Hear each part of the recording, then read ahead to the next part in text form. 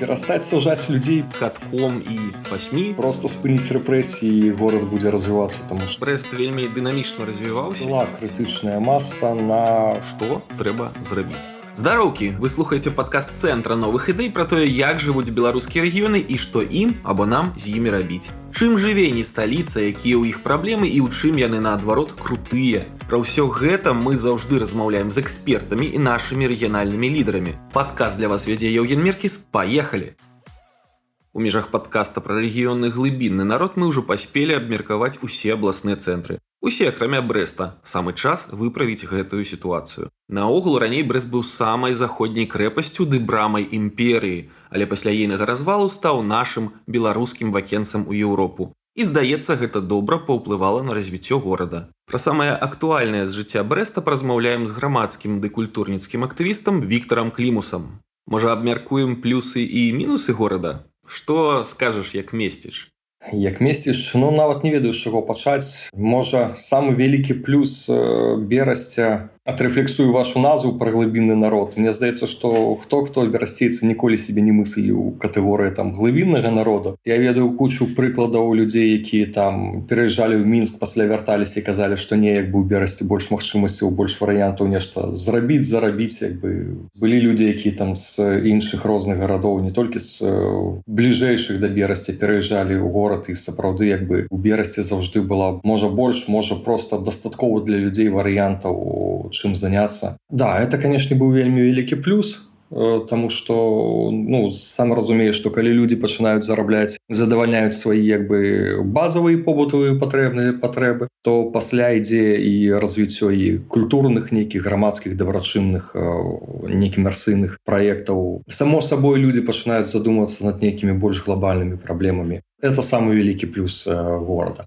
Сярод мінусаў, што можна адзначыць? Вось аб чым мараць гараджане? Напрыклад, у родным мне Гомлі ўсе мараць аб метро і укладаннях у гарадскую інфраструктуру. А ці ёсць нешта такое ў вас, чаго б усе хацелі? Хіба што безвізавы выезд у Польшу, і пешы памежны пераход, каб можна было на выходныя спакойна, без асаблівых чэргаў зайсці і заехаць куды-небудзь. Якія стэрэатыпы пра горад раздражняюць больш за ўсё? Вось я чуў, што Брэст горад кантрабандыстаў. І раней гэта заўжды было, в прынцыпе, праўдай. Гэты вобраз электрычак, прысяданні ў каторыя спрытныя людзі адразу пачыналі расфасоўваць пачакі цыгарэт ды іншы тавар. Гэтыя карціны дагэтуль стаяць перад вачыма. Вось гэткая кантрабандысцкая ментальнасць, гэта праўда ці не? Ведаеш, это не зусім стэрэатып, таму што кантрабандай шмат хто займаўся, прычым ёсць куча людзей, якія жылі выключна з гэтай дзейнасці. І сапраўды, Брэсце-Респель — это тая электрычка, якую с отвёрткамі в кішэні прыходзячы разбіралі сапраўды по панелям, каб туды нешта пад абшывку прыхаваць пару лішніх блокаў, завесці, перавесці на Польшу. І это толькі в электрычке. Зразумела, што у аўтамабільным руху адбывалася тое ж самае. Здыманне абшыўкі нейкіх, накрывак з машыны, ці даставанне, ці наадварот запакаванне туды нейкіх рэчаў. Это было заўсёды, хаця сказаць, што прям весь горад гэтым займаецца, не. Берасць вельмі горад вялікі, у прынцыпе, са сваёй прамысловасцю, са сваімі фірмамі, са сваім бізнесам. Таму ёсць шмат людзей, якія не фарцуюць, не кантрабандзяць на мяжы, а проста жывуць і займаюцца сваёй нейкай іншай справай. Але зразумела, што бліжэй да мяжы будзе і значны ладны кавалак тых, хто будзе займацца і жыць з мяжы. Кантрабандай ці больш легальнымі проста спосабамі прывезі, прадай, зарабі 20-30, не ведаю, даляраў на ноутбукі, перевезеным з Польшы. Это таксама ж, это ж уже не кантрабанда, это больш-менш легальны заробак, але ж ёсць людзі, якія гэтым займаюцца пастаянна, з гэтага. Займаліся, жылі, таму што зараз, канешне, і мяжа закрыта, і вельмі цяжка стала. Вось мы прыгадалі стэрэатып Брэст горад кантрабандыстаў, але ёсць і яшчэ адзін пра тое, што Брэст і той жа Гродна вельмі савецкія, гэткія прарасійскія нават гарады. Маўляў, таму гэта ўсё склалася, таму што засталося шмат былых вайскоўцаў, памежнікаў, і гэта паўплывала на такія гарадскія настроі. Ці адчуваецца гэта дагэтуль і ці змянілася нешта за апошнія дзесяцігоддзі? Таму што ў дэмаграфічным плане Брэст яшчэ моцна змяніўся і за часы незалежнай Беларусі прырос на больш чым 100 тысяч чалавек. І ў гэтым плане горад вылучаецца нават сярод іншых абласных цэнтраў. Дык ці змянілася нешта ў калектыўным мысленні? Змянілася. Сапраўды вайскоўцаў тут было шмат, і шмат дывізій у тых ліку выведзеных у 80-х з Нямецчыны, яны заставаліся тут. Былі цэлыя вайсковыя гарадкі, дзе толькі вайскоўцы жылі, зразумела, не беларусы, не мясцовыя.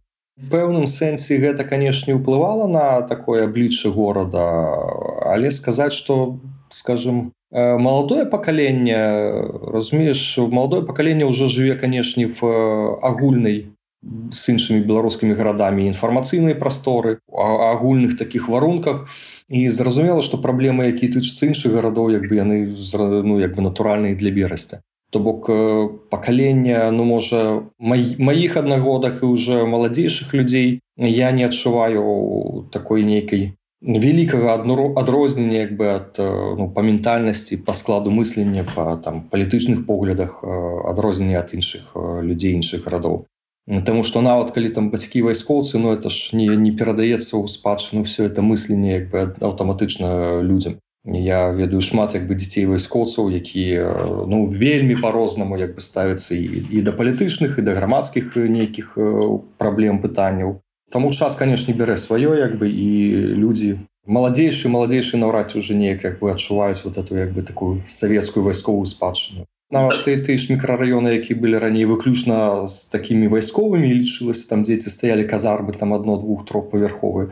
Яны амаль все зараз забудованыя новабудамі, куды сцікаюцца людзі зусім іншых уже лакацый. І прыгарад горада, з іншых гарадоў, з іншых мікрараёнаў перасяляюцца людзі. Таму такой рэзервацыі вайсковай у Берасці няма нідзе, і на маладзейшае пакаленне это, прынамсі, ніяк не адбіваецца. А як ты лічыш, на чым наогул трымаецца ваша калектыўная гарадская ідэнтычнасць? Ці ёсць яна наогул? Таму што Брэст за мінулае стагоддзе і ў складзе розных дзяржаў быў, і столькі войнаў да разбурэнняў пабачыў.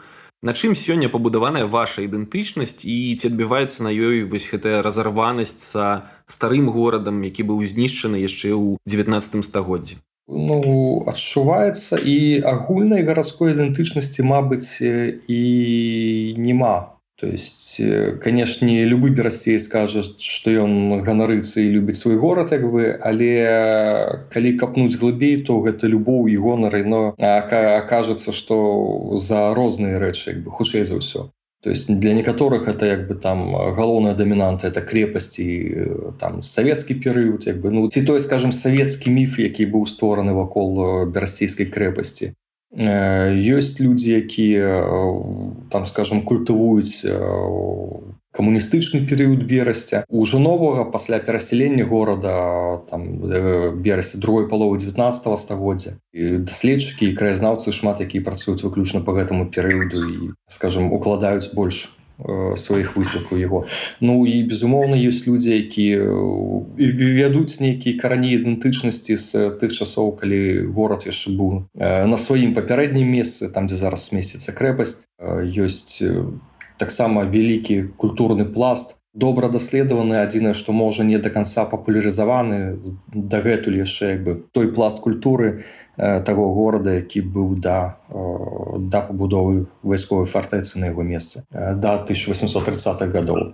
Таму, скажем, можа быць, пасля гадоў з 10-х, зноў жа такі, мабыць, это ўжо новае пакаленне людзей, якія нарадзіліся ў горадзе, якія, скажем, не звязаны, не маюць нейкі бэкграунд сваіх іншых гарадоў краін, адкуль яны прыехалі. Маладыя людзі, яны, канешне, цікавіліся гісторыяй і ўсім спектрам гісторыі. Больш маладзейшым уже цікава і эпоха сярэднявечнага, новага часу у Берасця і больш позніх часоў. Так што, можа быць, зноў жа такі за кошт змены пакаленняў гэта ідэнтычнасць неяк так выпрацуецца, але зараз казаць, як канкрэтна это будзе ўсё развівацца, я пакуль не ведаю.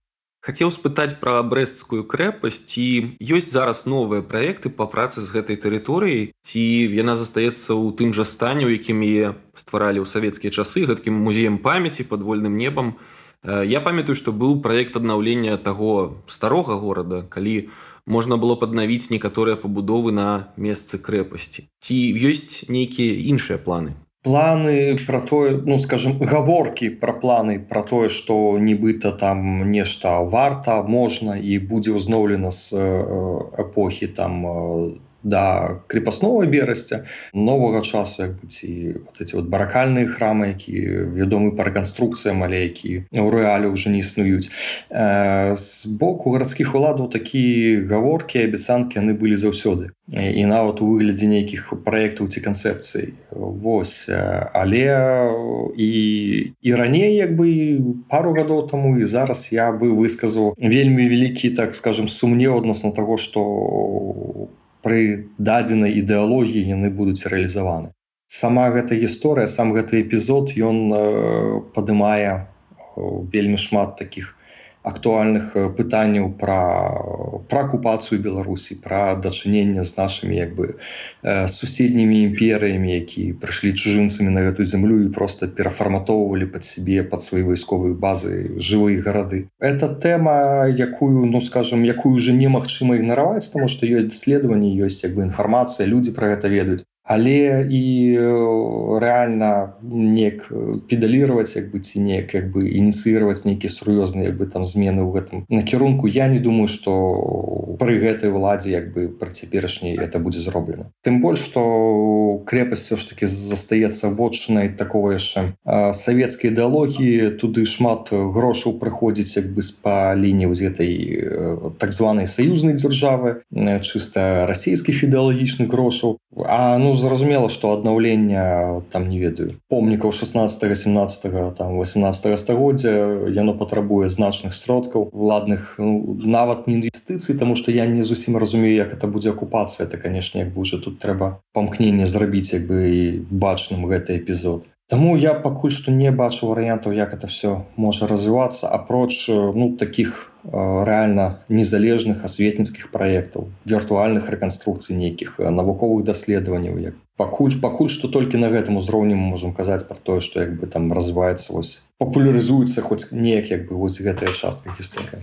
Хацеў цябе яшчэ і пра археалагічны музей Берасця спытаць. Той самы, дзе бачныя вуліцы ды хаткі старога горада яшчэ часоў 11-12 стагоддзяў, бо я ж па адукацыі гісторык і ад сваіх знаёмых, абазнаных у тэме, чуў, што ён знаходзіцца не ў лепшым стане, што тыя самыя аўтэнтычныя знаходкі ўжо даўно якасна не даглядалі, не даследавалі, і яны хутка, ну, проста рассыпяцца ў пыл. Ці то праўда, ці не? Ну, адзінае, што, можа, ты адразу папраўлю, што это не старажытны перыяд, это сярэднявечча все ж таки 11-12 стагоддзя. Вось тыя раскопы, якія былі зроблены. Ранняе сярэднявечча ў Берасці, і ведаеш, мне насамрэч цяжка сказаць, таму што я не спецыяліст, я не даследаваў стан той драўніны, якая там ёсць. Наўрад ці я магу нешта кампетэнтна адказаць, як бы.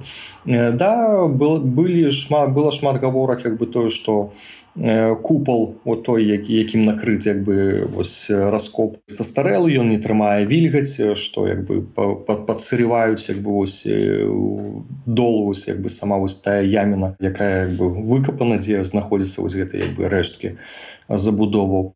З аднаго боку, з іншага боку, нейкая рэканструкцыя да тысячагоддзя была праведзена і археалагічнага музея. Я не ведаю, наколькі яно зроблена там якасна і наколькі яно будзе стрымліваць ваду і вільгаць далей. Як у культурніцкага актывіста хацеў спытаць пра твае думкі наконт ажыўлення гэтай сферы ў вашым горадзе. Што трэба зрабіць? Ты ведаеш, такія пытанні задаеш, што зрабіць, як бы, перастаць сажаць людзей, перастаць, як бы, арыштоўваць, як бы, тых, хто сабраўся на любую нейкую непрагназаваную актыўнасць, як бы, тых, хто займаецца нейкімі незалежнымі культурнымі праектамі. Проста спыніць рэпрэсіі, і горад будзе развівацца, таму што ёсць патэнцыял, ёсць шмат ініцыятыў, якія зараз, ну, проста нідзе ніяк не паказваюцца, таму што любая публічная актыўнасць зараз лічыць, што, як бы, квіток у аўтазак і для арганізатараў, і для ўдзельнікаў. Таму ну пра што можна казаць, як бы пра якія фестывалі ці пра што можна рабіць як бы ва ўмовах такой от акупацыі, пастаянных рэпрэсій да грамадства, да грамадзянскай супольнасці, да актывістаў. Так, гэта сумная беларуская класіка, на жаль. Каб хаця б не заміналі, не пераследавалі ды не саджалі тых, хто спрабуе зрабіць родны край лепей. І ў звязку з гэтым хацеў вось яшчэ пра што паразмаўляць. Брэст відавочна вылучыўся ў плане пратэставай актыўнасці ў мінулым годзе. Гэта фіксуюць нават праваабаронцы. У вас адна з самых вялікіх колькасцяў афіцыйна прызнаных палітзняволеных на 1000 насельніцтва горада. І я вось чуў такую думку, што адным з драйвераў ці бустаў гэтых працэсаў былі экалагічныя пратэсты. Маўляў, гараджане вельмі моцна з'ядналіся і згуртаваліся падчас змагання супраць будаўніцтва таго самага акумулятарнага завода. Ці праўда гэта? Якія ў цябе думкі ёсць на гэты конт? Я думаю, што фактараў тут, канешне, будзе шмат. Безумоўна, і доўгатэрміновы, той больш за 2 гады як бы пратэст супраць акумулятарнага завода ён таксама даў людзям і прыклад аб'яднання і увёў у такую нармальную штодзённую лічы практыку як бы такія грамадскія акцыі нейкія. Але ну я не думаю, што аднім заводам як бы можна патлумачыць усе працэсы, якія адбываюцца ў горадзе. Мне здаецца, што як бы это такі, ну можа вынік яшчэ і роста эканамічнага дабрабыту, прычым роста звязанага з самастойнай дзейнасцю, самастойнай ініцыятывай людзей. Ведаеш, калі як бы людзі не прывязаны да нейкіх такіх вялікіх прадпрыемстваў, заводаў, калі яны у іх ёсць заўжды некалькі варыянтаў, як зрабіць грошы, у тым ліку як бы там за кошт мяжы як бы ці выехаўшы, ці проста камунікацыі з тымі, хто выязджае, ці самога досведу выезду за мяжы як бы у людзей вельмі шмат і ёсць чым параўноўваць, па-першае, а па-другое, калі ёсць чаго выбіраць, то людзі рана ці позна пачынаюць, ну, скажем, ставіць планку свайго як бы не толькі свайго персанальнага дабрабыту вышэй, але і пачынаюць натуральным чынам аб'ядноўвацца ў такі як бы у грамадскія рухі, у пэўную грамадскую супольнасць. І ў Берасці гэтыя працэсы яны адбываліся, яны былі заўважныя апошнія, ну там 10годдзя, магчыма. Хаця не скажу 10годдзя, ну можа апошніх там 7-5 гадоў. Вось, з'яўляліся новыя ініцыятывы, з'яўляліся нейкія як бы і камерцыйныя грамадскія інстытуцыі, якія, ну скажем, па якасці, па сваёй там нейкай праграме, па парадку дня маглі канкураваць як бы з любымі там менскімі як бы ці ў іншых гарадах як бы установамі, якія, магчыма, бралі прыклад як бы зноў жа такі не толькі з беларускіх гарадоў, але і з таго боку мяжы, там з Польшы. Таму паступова развівалася, ну і на моманце вось такого крызіса, на моманце такого грамадскага запыту на перамены яно, канешне, выбухнуло. І да, я таксама згодзін з гэтым заўважаннем, што оно выбухнуло ў Берасці больш, ну, у прапорцыях як бы да насельніцтва это адназначна было больш, чым у абсалютнай большасці іншых гарадоў беларускіх.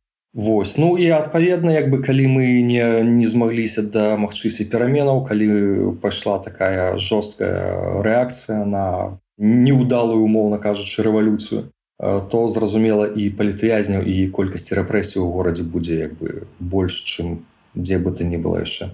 А як ты лічыш, гэтая жорсткая рэакцыя мясцовых вашых уладаў, якая часам адрознівалася нават ад сітуацыі ў іншых беларускіх гарадах, можа яна была б умоўленая тым, што ў вас акурат усё магло атрымацца і перамога была вельмі блізкая? Адпаведна, гэта далейшыя дзеянні былі помстай?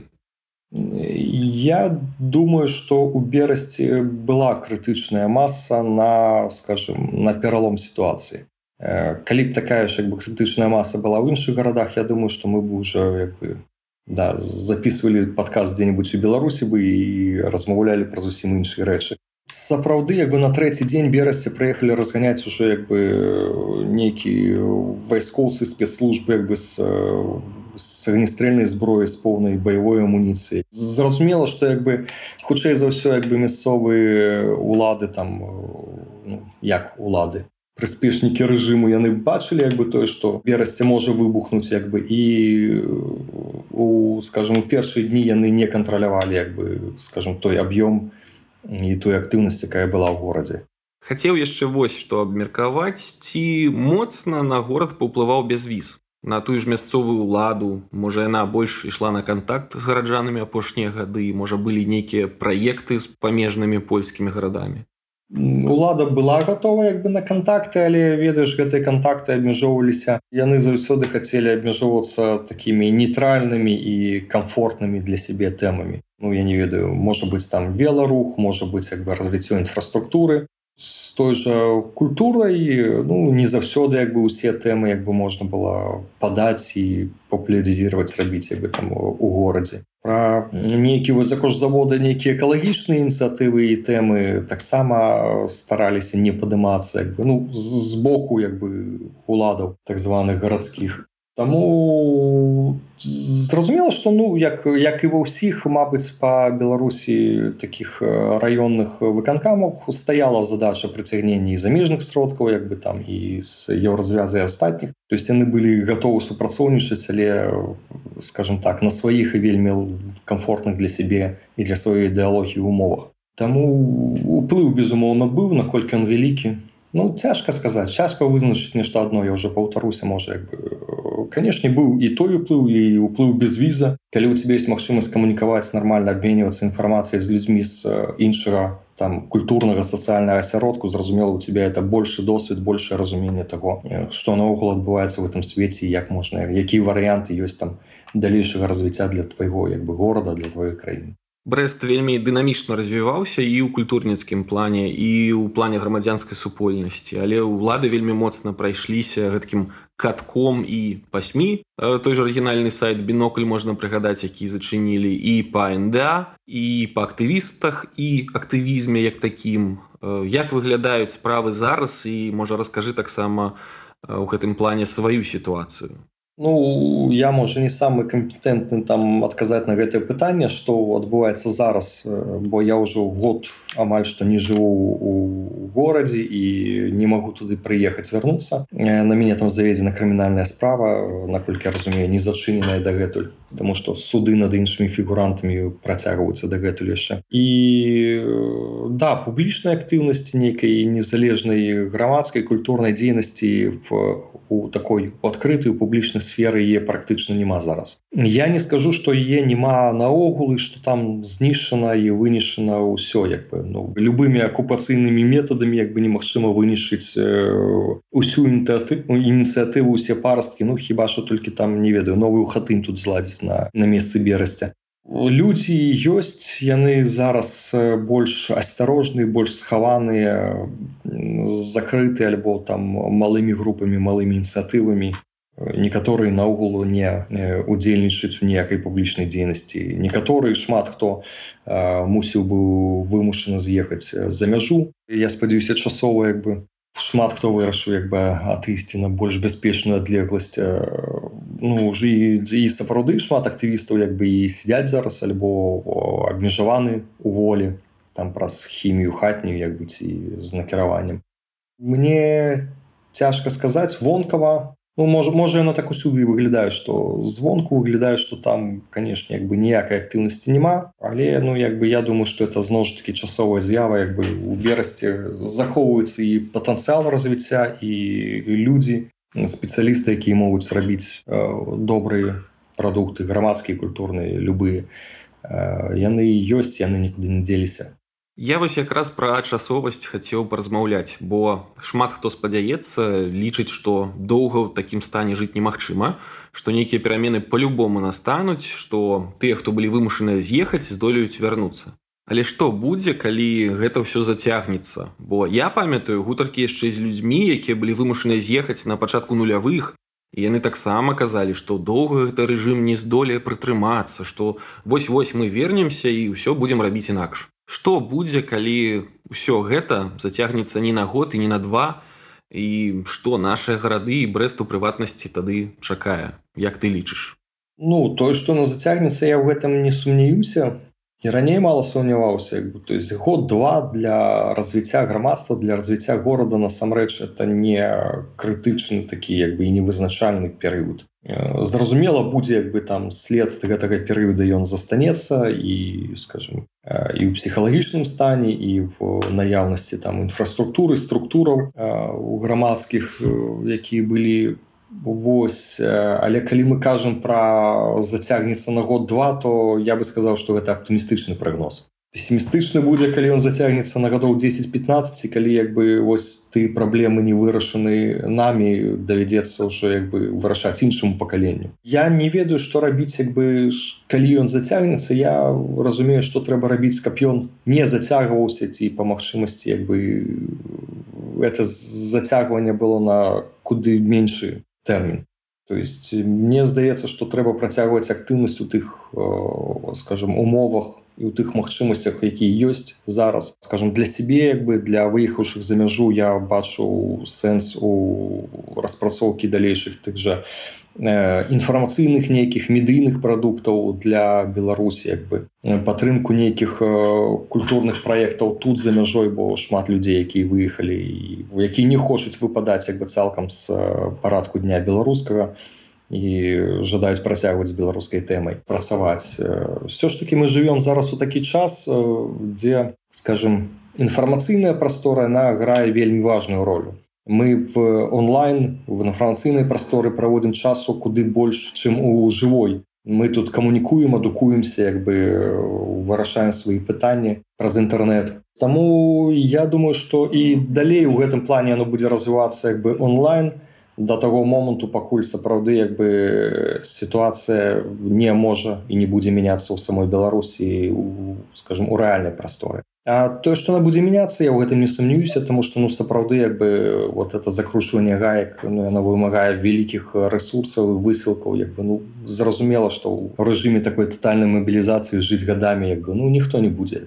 А калі і будзе, як бы это будзе весці толькі да такого рэгрэсу, нават эканамічнага, нават. Выязджаюць жа, бегуць не толькі як бы там актывісты ці палітыкі ці грамадскія дзеячы. Выязджаюць і тыя людзі, якія ствараюць эканоміку горада, краіны цалкам, якія плацяць падаткі, якія там зарабляюць, трацяць свае грошы ў гэтым горадзе. Пытанне інвестыцый, як бы ніякія інвестыцыі ці укладанне у там, скажем, у гарадскія праекты немагчымы, калі ты не ведаеш, як бы што будзе заўтра, хто будзе сидзець, хто не будзе сидзець, хто з'едзе, хто застанецца. Я пагаджуся як бы з тымі, скажем, меркаваннем, што доўга, рэальна доўга это все зацягвацца не можа і не будзе, але мне здаецца, што мы яшчэ не дасягнулі таго дна, як бы ад якога нам трэба будзе адскокваць як бы і адштурхоўвацца.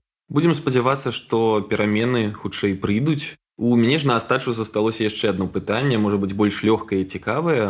Што ў вас апошнія гады робіцца з футболам? Бо феномен брэсцкага Дынама, калі прыйшлі, інвеставалі грошы, здолелі нарэшце адабраць чэмпіёнства ў Батэ, і нават другая каманда, Рух, някепскія вынікі паказвала. Але неяк усё гэтыя апошнія год-два стала распадацца. Як вашыя фанаты гэта тлумачаць? Я не фанат, я за фанатаў не скажу. Я, можа, так троху пафіласофствую, што з футболам адбываецца тое, што адбываецца цалкам з усімі сферамі в іншай краіне. Пакуль сітуацыя нармальная, стабільная і прадказальная, ёсць уліванні, ёсць грошы, як бы, і нармальна, скажем так, засвоеныя рэсурсы, яны даюць вынік. У берасцейскай Дынамо сапраўды было ўкладзена для беларускага футбола даволі сур'ёзныя рэсурсы. Это былі замежныя інвестары, замежныя спонсары.